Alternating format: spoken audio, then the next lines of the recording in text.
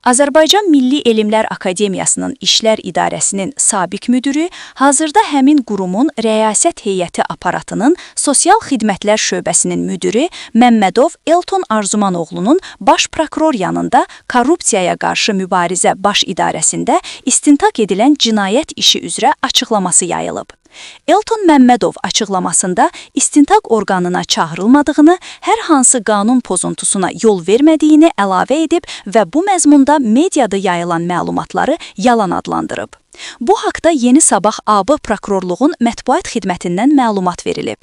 Qeyd edilib ki, AMEA-da baş verən qanunsuzluqlar barədə baş prokuror yanında korrupsiyaya qarşı mübarizə baş idarəsində Cinayət Məcəlləsinin 179.4 xüsusilə külli miqdarda ziyan vurmaqla israf etmə və 308.2 ağır nəticələrə səbəb olan vəzifə səlahiyyətlərindən sui-istifadə etmə maddələri ilə ibtidai istintaqı davam etdirilən cinayət işi üzrə 3 milyon manat büdcə vəsaitinin əsassız olaraq xərclənməsinə şübhələr müəyyən olunub.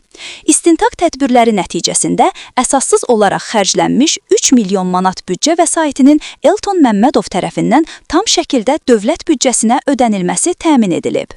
Bununla yanaşı, mediada həqiqətə uyğun olmayan və cəmiyyətdə çaşqınlıq yaradan açıqlamalar yaydığına, həmçinin ibtidai istintaqın obyektivliyinə və ictimai etimada xələl gətirə biləcək hərəkətlərə görə Elton Məmmədov baş prokurorluğa dəvət edilib. Ona qanunvericiliyin tələbləri izah edilməklə rəsmi xəbərdarlıq olunub.